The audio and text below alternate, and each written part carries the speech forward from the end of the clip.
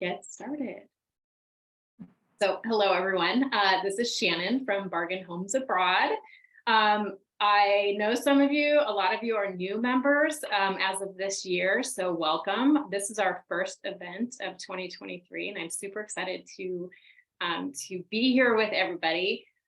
Today, we have Allison Baxley of Renovating Life. Allison is a U.S. native who actually moved to Portugal with her and her children and her husband and her family. And so she's here to really tell us kind of about her experience of moving to Portugal, why she chose it, and to give some kind of color on what the process was like, including, finding a rental and a visa and navigating all of that, especially with two young children and all of that. So welcome, Allison. Thank you for joining us.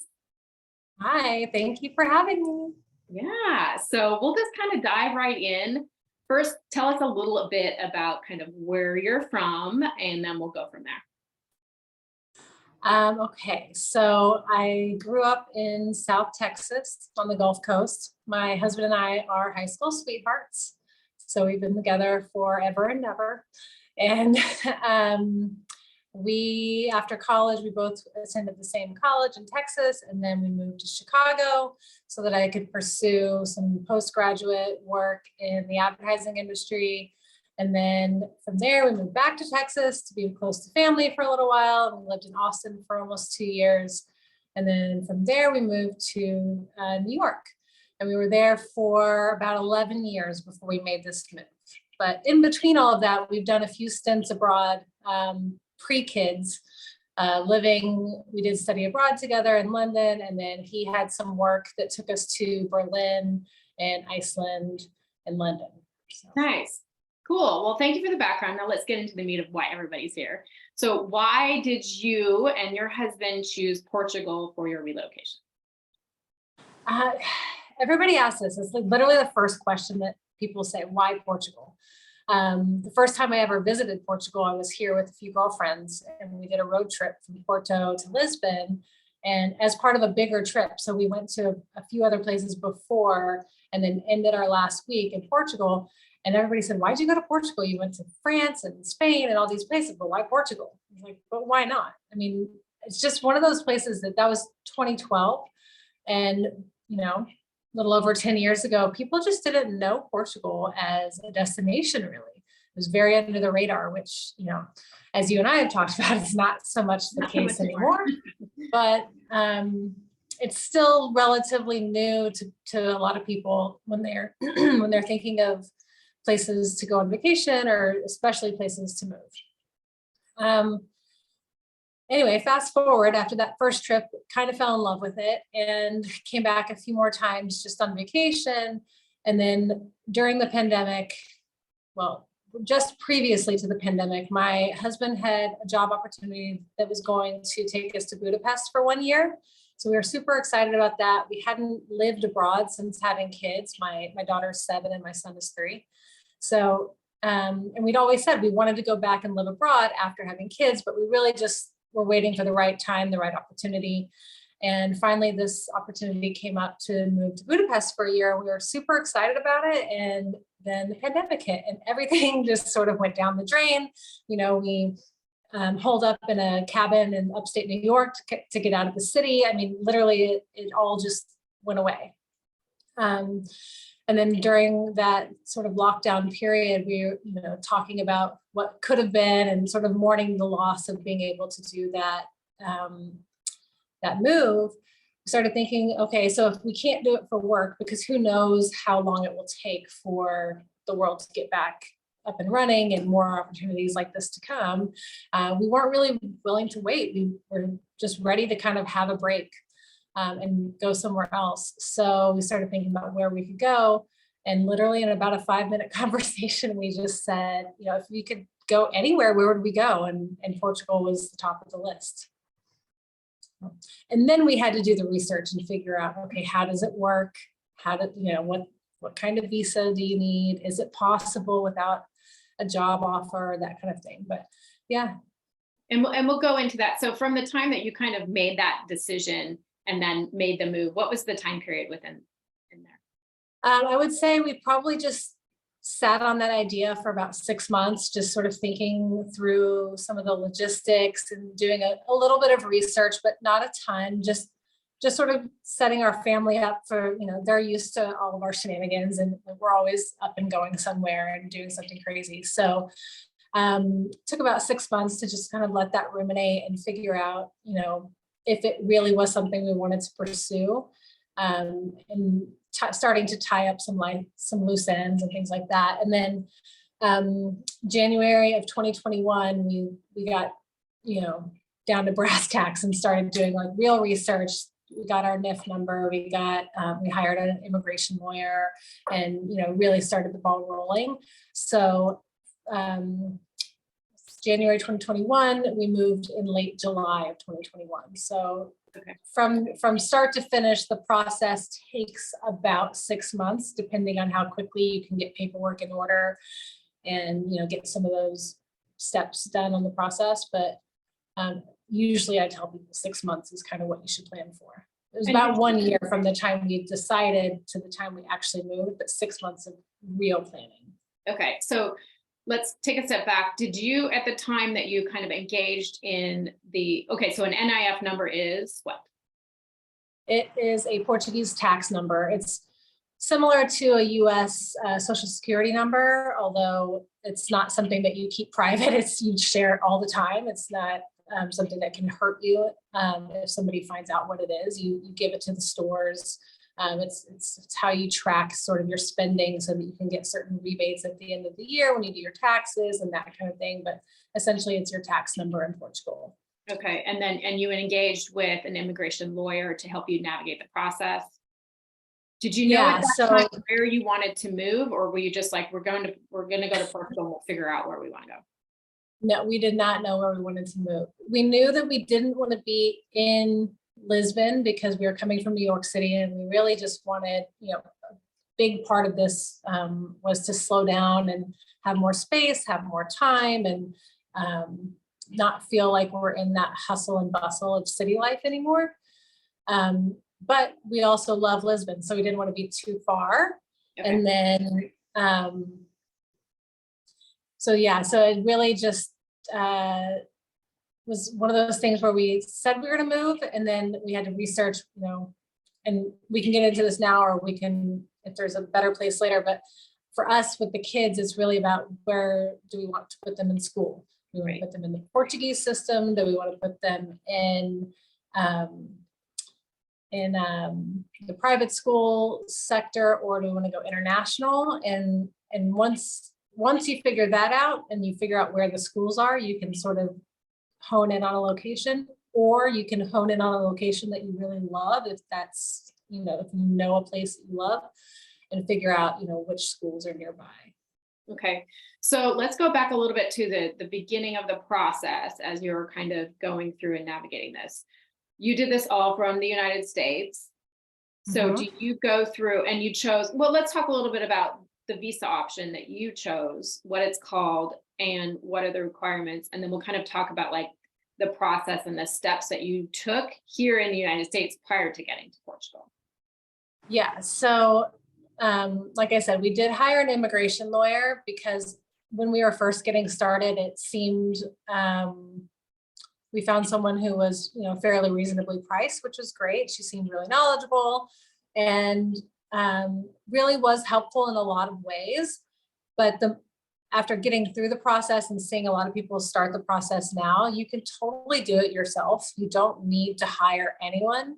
I think what our immigration lawyer really helped us with was just a little bit of peace of mind, making sure that we had all the boxes ticked, and helped us with some translations for certain not official documents, but like our letter of intent and things like that. And that can help a little bit. I think it's not necessary to have it be in Portuguese, but it can help just to show your willingness to adapt to the country and things like that. So it was nice to have I didn't have the luxury of being able to be denied and then have to appeal and apply again. Like our timeline was very tight with the kids getting out of school and needing to move before school started and all of that. So We weren't very flexible in our timing, so we just needed everything to go right the first time. And I think having that lawyer just to take a look at all of our documents and give us advice along the way really helped to make sure that things got done the right way the first time. But Yeah. it is totally possible to do it yourself. So I know I'm going to get this question asked, so I'll just ask it now while it's top of mind. How did you find a lawyer? Like, did you join Facebook groups for expats and get a referral, or did you just research it and Google it? How did you find and connect with your actual attorney? One of the first things I did, I think on January 1st of 2021, I said, okay, it's January 1st, got to get moving. And I immediately joined a bunch of expat groups, expats in Portugal type groups on Facebook, which can be really, really helpful. It's a great place to find good files and information, bounce ideas off of people. It can help just if you're looking for more opinionated type advice, like which locations do you love to live in and why, or we're looking for X, Y, and Z in a location. Does anybody know what that location, is to them? Mm-hmm. So started there, and that's where we found our lawyer. So we just kind of put out a vague, like, hi, we're looking for an immigration lawyer, and a few people responded. And then after some chatting with each of them, sort of followed up with one more than another and ended up moving forward with her. Okay, good. Helpful to know. And I'll touch base with you on maybe some of your recommended Facebook groups that people might want to join, and maybe I'll create a resource list for everybody. Okay. So let's go back to the visa that you elected for. What is it called, and what are kind of the, not loopholes, but what are the requirements for that kind of visa? So we did what is called the D7, which historically is, it's called the passive income visa. And in the past, it's been more for retirees and not so much for younger families who are still working remotely, remote workers, digital nomads, things like that. It's been really more for people who have true passive income from investments or retirement funds, things like that. And essentially, throughout the pandemic, more and more people decided that if they can work remotely, they can live anywhere. So they started using this visa to move to Portugal.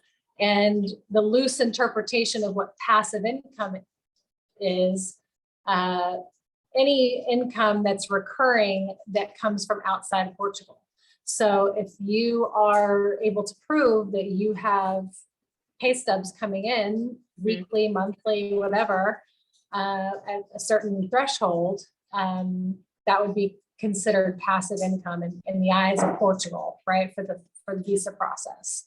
Now with the new digital nomad visa, we're still kind of waiting to see if they are going to start making people choose between true passive income, so maybe real estate investments or retirement investments, things like that for the D7, and then remote workers and digital nomads may be sort of rerouted to this new visa. It's still sort of up in the air because it's so new that in every embassy, every consulate, every VFS office who processes the visas is up to their own interpretation of how they're processing this new visa. So we're starting to see some success stories for a lot of remote workers and digital nomads, but there are still remote workers being approved on a D7. So my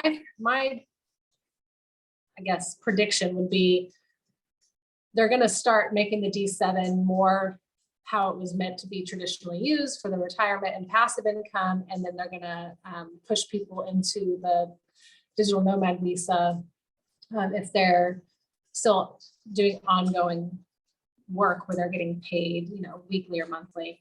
Right.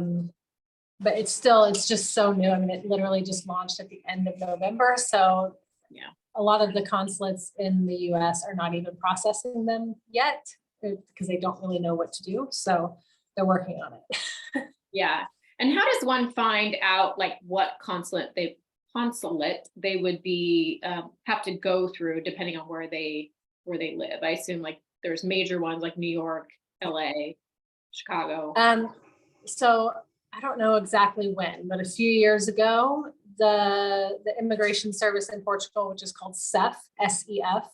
Don't ask me what the Portuguese, what the letter stand for in Portuguese, but it's the immigration service in Portugal. It's called SEF. They partnered with a third party called VFS. And most people would go through one of the 3 major VFS offices in the US. So there's one in California, in San Francisco that anyone in California and most people on the West Coast would go through. There's one in Washington, D.C., which for a long time was the only one handling applications through mail-in service. San Francisco and New York, you had to go in person. Okay. And Washington, D.C. covers so many more areas that are, much further away that it's not practical to ask people to come in for a half-hour interview. Right. So they were processing by mail. And then there's the New York office that processes not just New York, but I want to say like Michigan, and there's some other states in there. But actually on my website, I have a whole breakdown of that, of who goes where, depending on where you live. But it's not optional. You go to where you're supposed to go. So whether, if you live in Texas, you apply through DC. If you live in, I think, Michigan, you apply through New York, obviously California. But yeah, there's the 3 main offices. And then there are a few exceptions. In Boston, I believe you go to the Boston Consulate. In Connecticut, I believe you go to New Bedford Consulate. There's a few where you actually go to the Portuguese consulates, not through VFS, but they're very specific. So it's really entirely based on where you reside when you're applying. So just high level, if you could kind of share with us what you learned going through the D7 specifically process, and what are the kind of the qualifications just for anyone who's thinking about taking that route.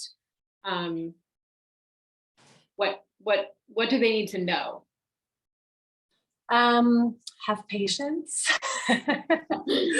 It can be incredibly frustrating getting through the process because, there's a lot of paperwork that you must gather. There's a lot of certifications that you have to get. For example, you have to have a color photocopy of your passport photo page. And then you have to have that notarized in the state where you live. And then you have to get fingerprints for an FBI report. And then you have to send that off to DC to get what's called a federal apostille. The whole apostille process to me was like the most overwhelming and daunting process. It's really not that difficult, but because we had Texas driver's licenses and US passports and something in New York. Oh, my kids had New York birth certificates. I had to go through the apostille process for 3 different entities, which may or may not be the case for most people. I mean, depending on, what your previous life has led you through, but it's essentially sending off your paperwork to a federal or state entity to get what's called a Hague apostille, or apostille, which just means it's the highest level of certification. Okay. So whether you can go to your state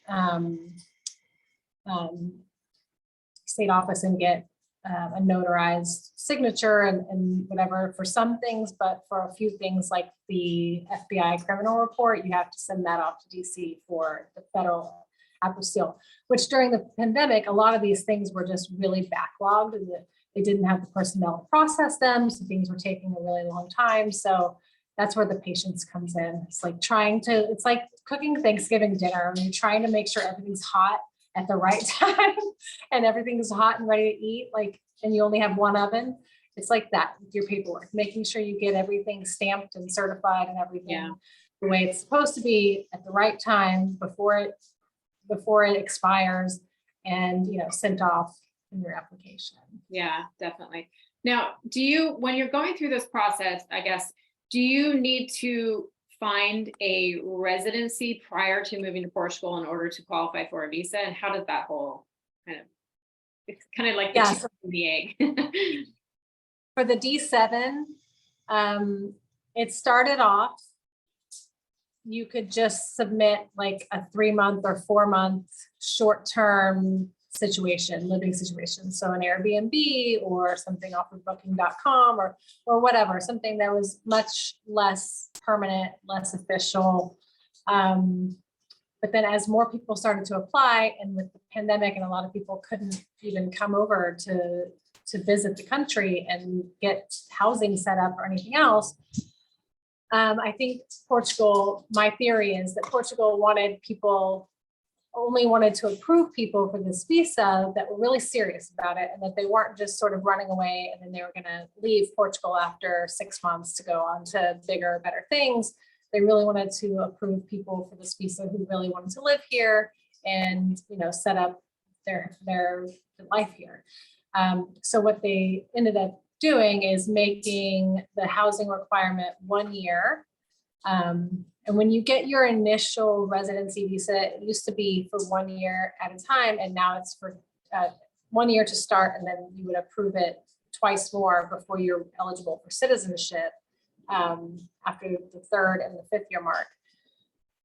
But now you get approved for 2 years, and then you don't have to go back for getting reapproved for 3 years. So at the 5-year mark is when you're eligible to apply for either permanent citizenship or permanent residency. Okay. So yeah, it's essentially a 5-year process if that's what you're looking for, which is what we're hoping to get. We're planning to stay for ever, but at least 5 years in order to get citizenship and then get a Portuguese passport and then have sort of European citizenship by default, Right. to give ourselves sort of a backup plan for if we never make it back to the States. We don't know. Yeah. So let's kind of fast forward a little bit. So now you're in Portugal, you have your residency. Like talk to us a little bit about kind of the challenges that you faced in kind of making that move, whether it's logistic or just personal challenges. Like what were the biggest things that biggest changes, I guess, that you found when you moved? Learning the language has been harder for me than I anticipated. Partially because Portuguese is a difficult language, and having a Spanish language background where I felt like I had a good grasp of how to learn a Latin language. It helps, but it doesn't help that much. Portuguese is a difficult language. It's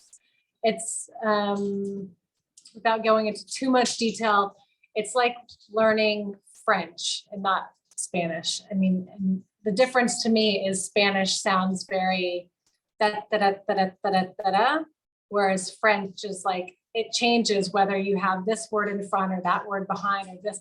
There's a lot of squishing words together, and this sound happens, but only if it's this way, not if it's that way. There's a lot of just rules that if you don't know the rule, you'll never, say it the right way.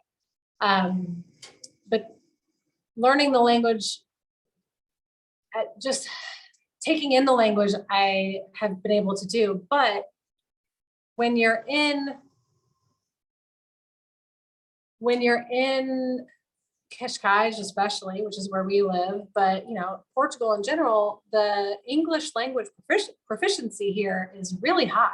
It's one of the highest in Europe. So you don't have to speak Portuguese as much as you would think, especially if you're in any sort of, popular area. If you're in the interior, sort of in the middle of nowhere, I'm sure it's much harder to find people who speak English, but with the older generations as well, they weren't sort of taught that growing up like the younger generations have been. Mm-hmm. So that's been one of my biggest challenges. And because I want so badly to be fluent, it's hard because it's hard to find opportunities to be forced to speak Portuguese. And a lot of times I'll admit I'll get flustered and just switch to English because it's easier. Yeah, I know that makes perfect sense. Yeah, I didn't even think about that kind of angle where if you want to learn it and be fluent, but you're in and predominantly, I mean, where everyone is pretty fluent in English, makes it a little Yeah. bit more difficult. Yeah. Yeah, I actually love getting caught in a situation where the person really does not speak English because it forces me to have to do it Yeah. one way or another. I mean, and I always am able to figure something out, whether it's using hand signals or, broken Portuguese, either way. But that's, I feel like when I learn the most is having to force myself to get through that situation in Portuguese. Yeah. Let's talk a little bit about we talked in the beginning about kids and finding a school and all of that. How is that process, and how do you find that transition has been for your kids? Finding the school was one of the harder things. I mean, between housing and school, I think those are the two major decisions we had to make, and we had to make them from the US because we couldn't get here. And quite frankly, knew we wanted to come and didn't want to spend the money on a scouting trip because we thought it would be a waste of money knowing that we were going to get here eventually anyway. But yeah, so like I said, with the school thing, it's kind of like, do you choose the location and then find a school, or do you find a school you like and then that just, by default becomes your location? We were pretty dead set on going the international school route just because we didn't think it was fair to throw our 6-year-old into the Portuguese school system with absolutely no language support and no knowledge of Portuguese. It was going to be a big transition to begin with, so we didn't think it was fair to add on top of that. But so we thought we would go into international, and then in the end we found what's similar to an international school. It's actually a Portuguese private school, but it in a lot of ways is run like an international school. But our biggest thing was we were looking for the program to be bilingual. We did not want 100% Portuguese or 100% English with like 3 Portuguese lessons a week. We wanted it to be more immersive than that, but not full immersion where she's doesn't know anything that anybody's saying. Right. So the school we found is a private Portuguese school that's got a very international student body and really was exactly what we were looking for. But the bilingual schools were pretty hard to find. We only found 2 in the area that we were sort of targeting that were truly bilingual. And one ended up being in an area that we decided was not going to work for us, and the other one was in Cascais. So, which is only 25 to 30 minutes, 40 minutes if you take the train outside of Lisbon. So, it turned out to be pretty perfect. It's right on the beach. It's on the area just west of Lisbon, which sometimes gets referred to as the Portuguese Riviera. I mean, it's a nice, there's nothing bad about living on the beach. I mean, it is January and you're in a tank top, so I think that scores a lot of points in a lot of people's books. It's raining right now. I told you earlier, it's been very rainy this year, much more so than last year. So we're getting our first taste of like what Portugal rain really can be like. But even the Portuguese people this winter and fall have been like, this is crazy. Like, this is too much. So it's not terrible though. And how has the transition been for your kids? How have they, what have been the biggest challenges for them outside of school and kind of the language? I think one of the things that helped in the beginning was we sort of paired up with some other families that were also just moving here, and they had some friends right away. So that helped. I think if that had not been the case, my daughter would have been a little lost, not having any friends and starting a new school, sort of going in blind. But, they've adjusted really well. It's hard to really say that there's anything that's been too challenging for them. I think they're kind of along for the ride. My son was 1 when we when the pandemic hit, and we had upstate, and then we bounced around from there. So he's kind of only really bounced around his whole life. So for him, and he being so young, it was just another plane ride and another suitcase to unpack. Like that was, nothing to him. For my daughter, she was leaving the only home that she's ever really known, and had lived in for 6 years. So it was a little scarier to tell her that we were moving. We even sort of fibbed our way through and said, we're going for 1 year and we see how we like it, just to get her on board and give her time to adjust and love Portugal as much as we knew that we would. And then once 1 year was up, she's like, so we're staying for more time because I love my school and I love my teacher and I love my friends. And so, yeah, she's been doing good. I do think having that support system right away with the friends and the school is an amazing school. So I think that really helped to have them settle in pretty nicely.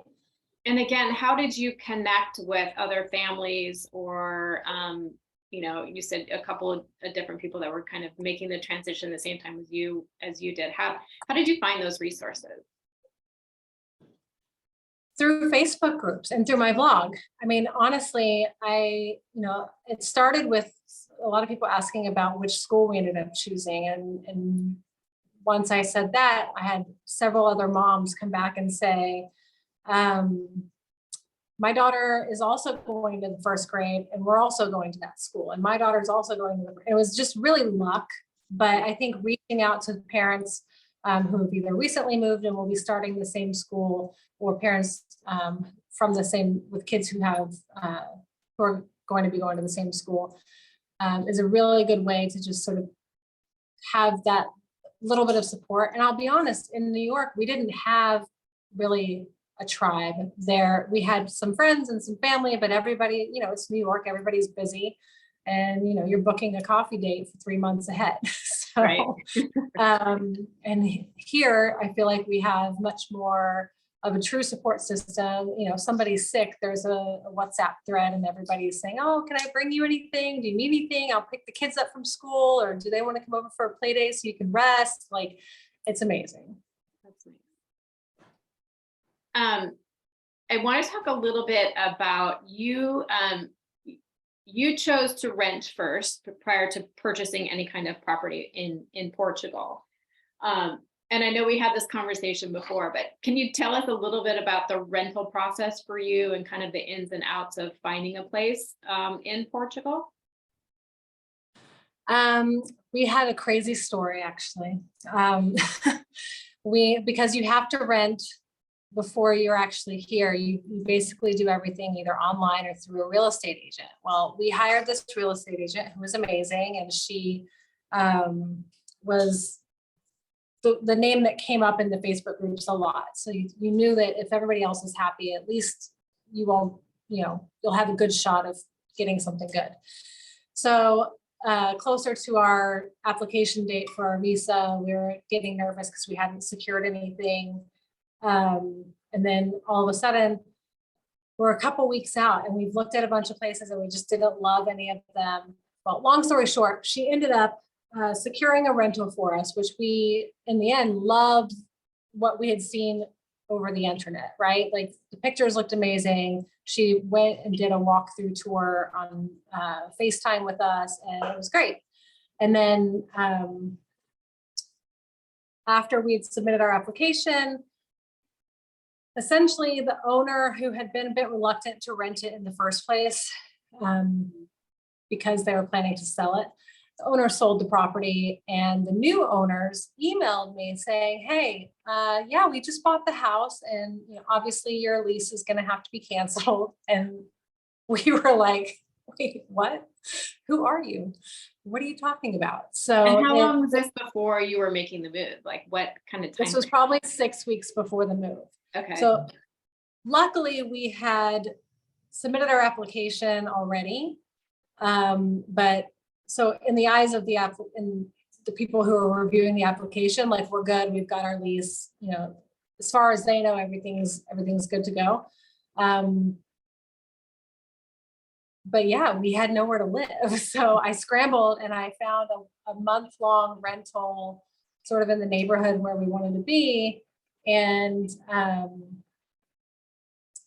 I scrambled and got a month-long rental, and then we just got here and started looking immediately. But you know, one of the things that, you know, some people may not know is we were here and we were looking in August, and in Europe and especially Portugal, August, everybody goes on vacation. Like literally businesses just shut down for a month and just say we're closed for August. So that definitely added to the stress a little bit. And I think we were here before like the really terrible sort of some of these, I've just read a lot of people in situations where there's no inventory or the inventory gets snapped up really quick, especially for rentals. And, you know, as Americans coming over, like there's a certain kind of house and apartment that you're looking for, something that's probably a little more Americanized or, you know, less Portuguese maybe. So anything that's newly renovated and, you know, in a great location gets snapped up really quick. So we were just having a hard time. And then at the very last second, we found a listing that the listing was terrible. I mean, the pictures were awful. My husband said, I don't even want to go see that place. And I said, we don't have a choice. We have to go see every place, like literally every place. It's in a great neighborhood. It's got a pool. Let's go look at it. And it ended up being the one. So I guess my takeaway from that would be, you know, have patience and also maybe go look at the places that don't seem great because they might be a hidden gem. Definitely. Like you see a lot, especially in European real estate listings. Pictures are not usually indicative of what the properties actually could look like. But so can you share a little bit? I know the rental process and the kind of the terms and conditions vary a lot from what we're used to in the United States versus abroad. Do you have to pay a certain amount of months up front? Do you sign a lease for a year, 3 years, 5 years? Like, oh, we lost her. Okay, so it's just me now. Give Allison a second to rejoin us. I'm going to check the chat. Does anyone, I don't see any questions so far. So again, I'll just remind you, if anybody has questions, please put them in the Q&A box and we will get to them at the end if we didn't go into any of these topics deep enough, or if there's any topics that I didn't touch on that you have questions on. We're going to leave about 10 minutes at the end for Q&A if anybody has any questions. So thank you for your patience. As always, we have some kind of technical challenges. And hopefully Allison can come back and join us. Otherwise, no one wants to just listen to me. Maybe leave in the chat if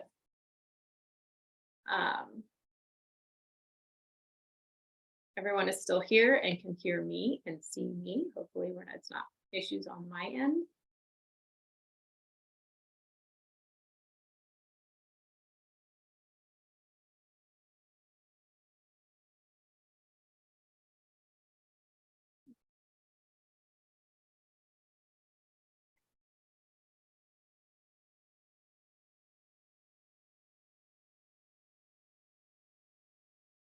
Just checking messages to make sure that she's not messaging me and can't get back in so that we can resume our conversation.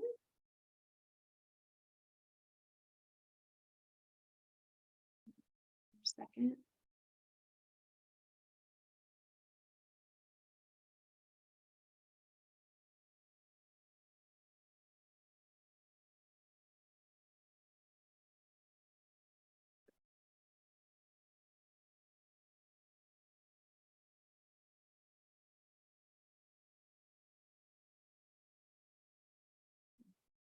There she is. Hi. Hello. Oh, so sorry, guys. switched to my phone at the last second and it wasn't charged up, but I'm back. Not a problem.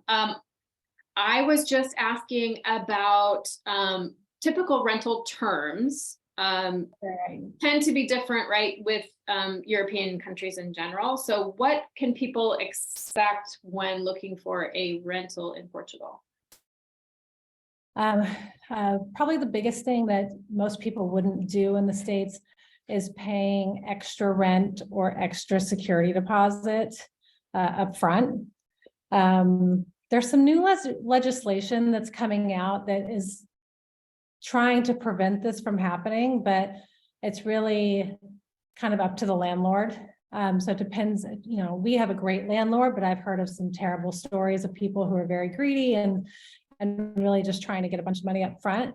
That initial rental that we ended up losing, we paid 6 months rent up front plus 1 month deposit, which when you're not Portuguese and you don't have a financial history here, and you don't have anyone to guarantee your application for a property, it's pretty not standard. There's nothing standard, but it's pretty widely heard that you're going to pay more than just a couple months. Okay. The rental we ended up in, we paid 3 months up front and 1 month security. Some people will try to make you pay extra security, but if you can, I would negotiate with them. Everything's negotiable. So always try to negotiate, but if you can, try to get it so that you're paying rent up front and not extra deposit money, because while you will get the deposit money back, theoretically, if you're paying rent up front, then you're just prepaying your rent. So you don't have to pay rent again for however many months you prepay. But some people, some landlords will say, oh, it's going to be 3 months of deposit plus 3 months up front. And you can say, why don't I just pay 5 months up front with 1 month of deposit or whatever the case is. Right. And are the typical longer term rentals, are they like 1 year contracts, or is it similar to like Italy? I think is like 3 years is standard, or 4 years. Yeah, 1 year and up is considered long-term, and there is some distinction because of taxes. Okay. I don't know all the rules, but I know that 1 year or more is considered long-term, so they pay a certain tax rate.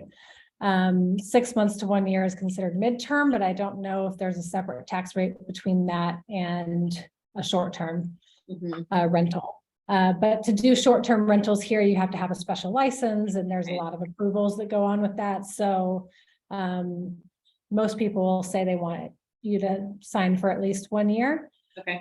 But with the influx of a lot of people coming in who are a bit migratory, is that a word? Moving around a lot, nomadic, and not necessarily planning to stay for more than 1 to 3 years. It's a lot easier to get a shorter 1 to 3 year lease than I think it used to be.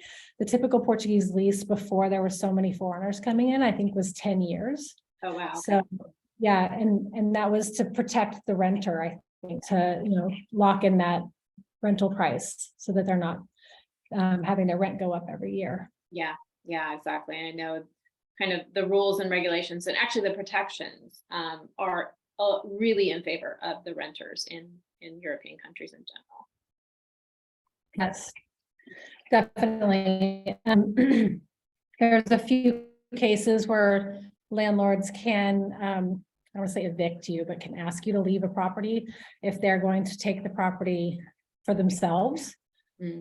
But even so, there's a lot of regulations around how that process works. They can't just kick you out. They'd have to give you a certain amount of notice.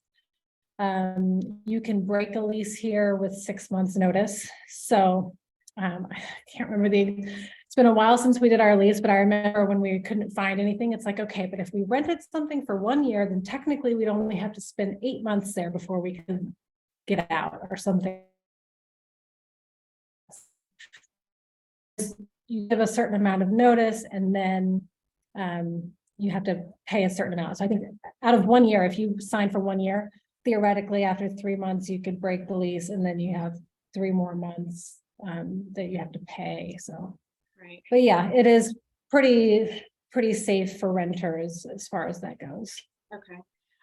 One more topic. I know we're getting close to time, but I wanted to touch base a little bit on navigating the healthcare system, and as you know, an American coming in, what kind of other I guess supplemental kind of insurance do you need in order to move to Portugal? How does that work?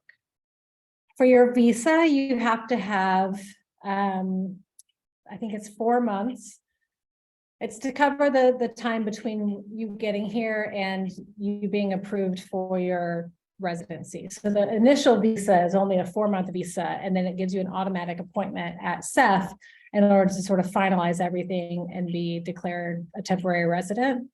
So you have to have travel medical insurance, travel health insurance for that time period. And then from there, you're supposed to, for the first 2 years, so your first initial residency period of 2 years, you're supposed to have private insurance. Mhm. And that's really just to protect the public health system so that foreigners don't come in and, you know, having not paid into the system, take advantage of it, Yeah. which is totally fair. That being said, private insurance here is, you know, nothing compared to the cost of, you know, insurance in the US. We are a family of 4, and I think we pay about €100 a month for all 4 of us to be covered. And at any point, we can also go into the public system if we had to. Mhm. And for more serious things, you usually do, because a lot of the doctors are covered, or, you know, cover patients in the private and public sectors. So if you had a serious diagnosis, heaven forbid, something like cancer, or you needed some major surgery or something like that, you would probably go through the public system anyway. But yeah, the private healthcare system is great. It's incredibly cheap in comparison to the US. Yeah. We had an incident our first week here. My daughter got sand in her eye, and I ended up going to I went to 2 of the wrong places and then ended up at the right hospital. So 3 medical centers, and then all in, they had to take the sand out, do a bunch of stuff, patched her up, gave us prescriptions for the drops and everything. And I think we paid something like €100 for that whole process. Mhm. Visiting 3 doctors at 3 different medical centers, and then also the treatment. So yeah, it's nothing like the US. It's great especially if you're relatively healthy, like we Yeah. are. So Good. Okay. Logistically, let's talk a little bit about like setting up a bank account, and how do you manage kind of the whole financial transition going from, you know, US currency into the euro, and setting up a bank account so that you can pay, I assume, you know, your rent and all that stuff is through a foreign account. How did you find that process, and how does it work? So for the D7, you have to set up a Portuguese bank account as part of the application process. Okay. And when we were doing it, there was really only one bank that was doing it remotely online, which was Atlantico Bank. And we did go through that process. We opened our account with them. We still have our account with them. I don't love them, but just the idea of having to go through the process again is not necessary right now. So I'm avoiding it for the moment. But you can hire a lawyer to help you open a bank account through using them as sort of a proxy. And then there are some services now that you can do it online. So Border is one of those services. They offer getting your NIF and a bank account. They have a package price for that. They have packages for couples and families. And then e-residence is another newer service that they do NIFs, bank accounts. I think they will sign you up for NHR status, which is a whole other process of taxes for foreigners. Everybody talks about how, I think you have a webinar coming up with, you know, what are the best tax countries to go to if you're an American. A lot of people love Portugal for their tax regime. There's a 10-year tax treaty with the US. It's called the non-habitual residency program. And basically you apply for that. And if you're approved, you have certain tax rates that you pay. Like, for example, on rental income from outside of Portugal is not taxed in Portugal, things like that. So, I mean, it really depends on what your situation is and what your different tax liabilities are. Anyway, so Border and eResidence are both companies that can help getting your bank account, or you can hire a lawyer, or you can come over on a scouting trip and go do it in person. It takes, anywhere from a couple hours to a week, depending on how your situation is. Okay, good to know. That's one thing you should know about Portugal, and just any place with a lot of bureaucracy. You can't get anything done quickly here. I mean, things that you could just hop online and like click, click, click, and it's done in the States. Even sometimes they'll make it seem like it's going to be really easy. It's like, oh yeah, you just fill out this form and send that in, and then you're all good to go. You never know. It could take, a couple phone calls, several emails, few in-person visits, and then you might get something done. I don't know. It really depends on who you're talking to that day. And my checklist for the day has dwindled from, several things to do to like, if I can get that one thing done, I'll get that done and I'll call that a win.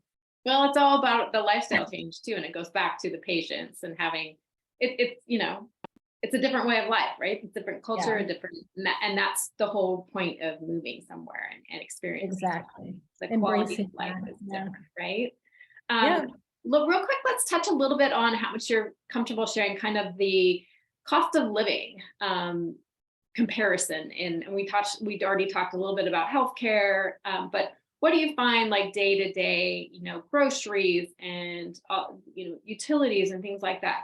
Are they comparable to that in like a major city in the United States, or is it more expensive? Is it cheaper? Like, what do you find? For such a long time, everybody said Portugal's so cheap. It's so cheap. You have, you could live on pennies there. I don't think that's true anymore. I do think there are still a lot of good deals to find. For example, our rental, the one that we ended up not being able to keep was, I believe we were going to be paying something like 4,000 euros a month, which sounds like a lot, but coming from New York where we were paying $4,500 a month, it was okay. It wasn't great, but we had looked a lot, and this place was furnished, so we weren't going to have to buy furniture and all of that. So we thought, it's okay for a year, and then we'll see what happens. But the house we ended up getting into, which you just have to be careful when you're looking for somewhere to rent, that you're not falling subject to the sort of foreigner pricing and expat pricing. I mean, Sure. I think the people who were renting this house had all good intentions, and they just wanted a nice family in here, and they weren't trying to price gouge anybody. They had a very fair price.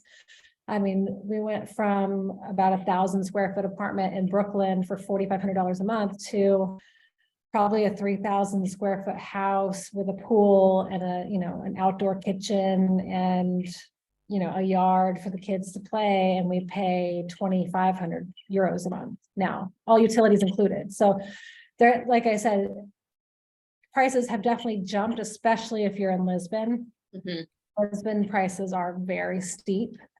But if you take your time and look and find some neighborhoods that are maybe less popular or less discovered, then there's definitely some good deals to be had. Right. And what do you find as far as like grocery bills? And, I know my kids eat too much. I'll tell you that much. They're eating constantly. But overall, you can find organic groceries. For example, organic eggs are maybe under €2. Like, what do you pay for eggs at Whole Foods? I guess for a dozen eggs, it would be like $3.50.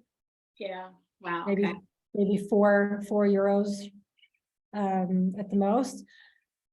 A dozen eggs at Whole Foods is what, $8 or something like that. It doesn't nowadays with inflation. It's ridiculous. It's $7 for eggs. Yeah, I go shopping. I do a big shop probably every 2 weeks, and I spend about 300 to 350 euros every 2 weeks. And then obviously more shopping in between, smaller grocery runs. The utilities, I don't know what the utilities are like here. Everyone says electricity is really expensive, but we don't pay our bill. We just give our landlord money to pay for the utilities, and we have a set fee that we pay for that. So I can't say really about the electricity, but one thing about Portuguese electricity is it's all clean electricity. They don't have any more coal, and they don't do anything like that anymore. So it's all wind and water and electric these days. So that's why it's more expensive. So at least you can say that you're paying more for clean energy.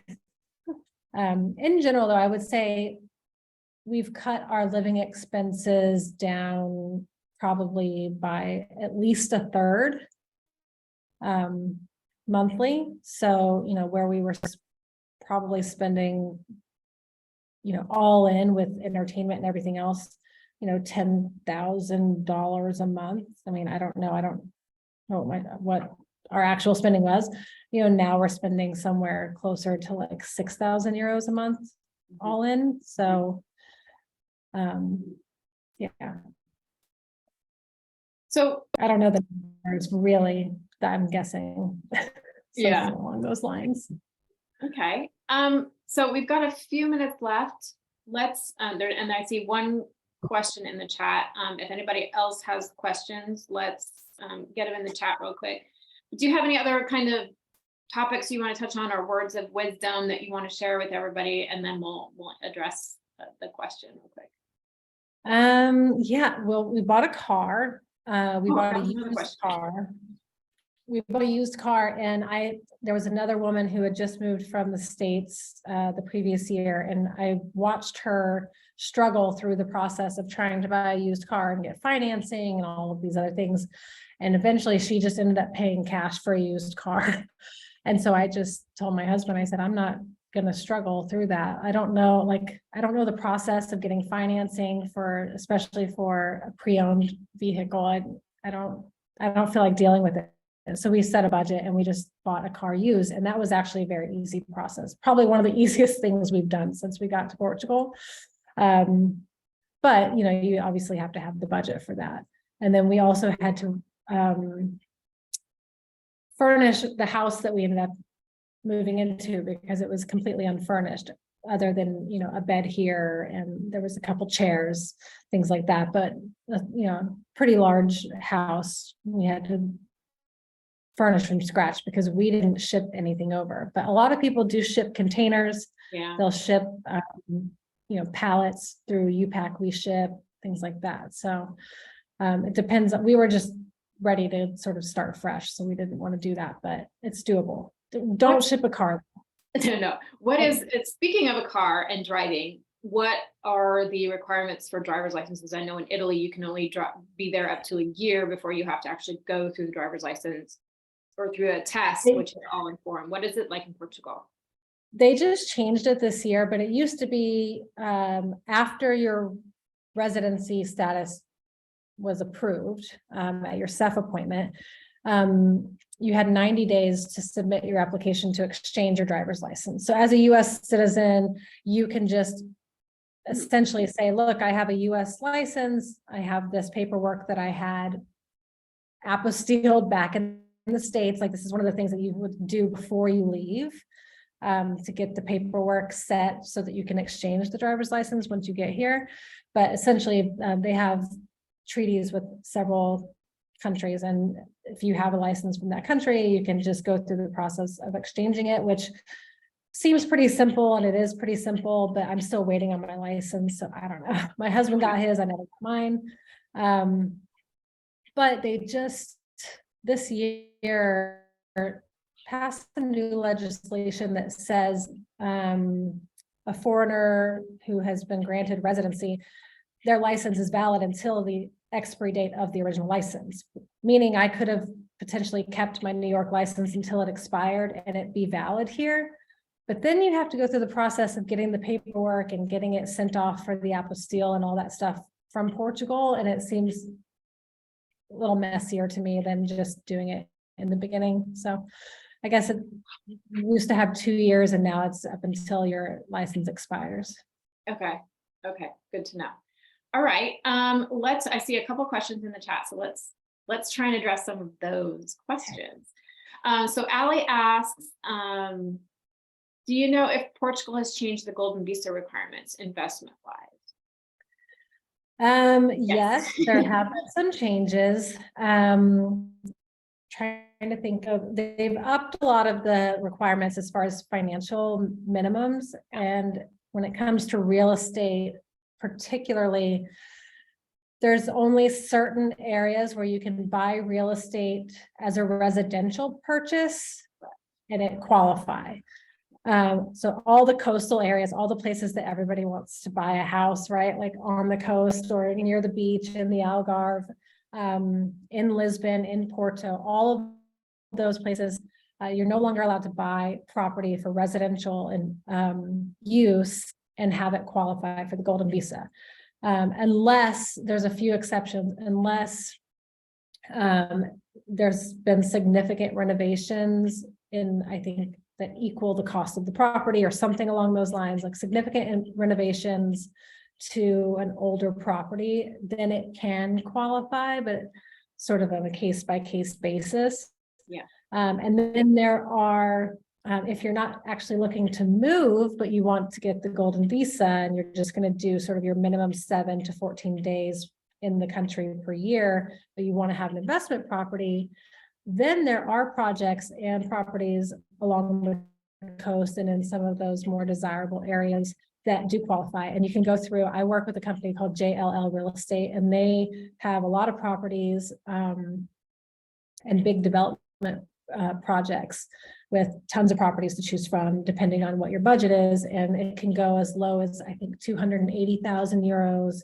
And then they have properties into the millions. But for the golden visa minimums, it depends on if you're in the interior or on the coastal areas. But it can go as low as 280. And I think 500,000 euros is sort of like the typical threshold if you're in some of the more desirable areas. Yeah, and just a note on that question as well, Allie, and whoever is interested in learning more about the golden visa, I will be speaking to a guest who's going to come in and do a webinar, I believe in the beginning of March. We haven't finalized the date yet. It might be in, it might actually be in February too. So stay tuned for that. And he'll come in and talk about, that's all he does is, it's basically commercial, but residential golden visas. So look for that. Okay. So Lacey asks. Oh, wait, can I just add one more thing? Yeah. Sorry. There was some chatter sort of behind the scenes about the golden visa, the Portugal golden visa being scrapped, and they would no longer offer that. And as of right now, that is not the case. There was some push to get rid of it, but legislators have decided that it's not happening anytime soon. So you still have time. Good to know. Okay, so Lacey, how is income from rentals / Airbnb / bed and breakfast type businesses viewed in Portugal? Do they frown upon that type of foreign situation? Like if we buy a property to live on as well as rent out for extra room? And I think you touched a little bit on that earlier about there's very specific requirements for licensing and such, correct? I don't believe it's a problem to have a property that you live in as well as rent out. I just think you have to go through the proper channels to be licensed. But as far as the income, it's not frowned upon. I mean, tons of people do it. There was a big boom in the short-term rental business here in Portugal because long-term rentals were being, and still are, taxed at 28% tax on the rent for the owner, right? So when they pay their taxes at the end of the year, 28% of what they collected in rent is what they owe. But because they were trying to bring in more tourism, however many years ago, when they changed the tax laws for short-term rentals, I think up to a certain threshold of, I think maybe 10,000 euros a year or something.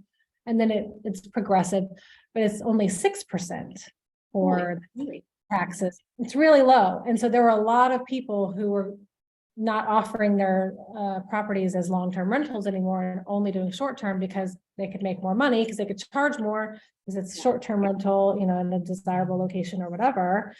But then they're also paying a lot less taxes. So I think that's something that Portugal is probably going to have to take a look at sooner than later. You know, they're already limiting where you can get it's called the alojamento local, which just means local property, local rental. Those licenses have to be approved by the local Câmara, which is like the city council.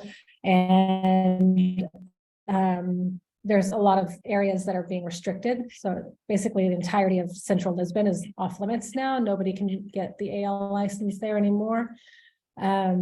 So you have to be careful where you buy the property. And if you work with a good real estate agent, they can, you know, someone who specializes in finding investment properties, and they can help you vet that property, you know, to make sure it's going to qualify for the AL license. I don't think it's frowned upon. A lot of people do it. Right. Good to know. Okay, good. So Ben asked, I'm helping my mother potentially find a place there. Can you talk to places that you know of where there are generally more retirees and good healthcare systems? Let's see. Well, I guess I can't ask you a question back, but in the north of Portugal, Coimbra and Braga are very popular sort of mid-sized cities. Coimbra is a university town, but it has a lot of older people who retire there. Porto as well. I think Porto is a little tough if you have any kind of mobility issues, just like Lisbon is because of the hills getting around. But yeah, I would look at Coimbra and Braga if you want cities. The Silver Coast is also really popular. Caldas de Rainha is a really popular town on the west coast, north of Lisbon. And I believe it's a little more flat, but you know, there's a lot of little beach towns around there as well. So Silver Coast might be a good place. And then the Algarve is popular with everybody. Yeah, I think it's very popular with Brits as well.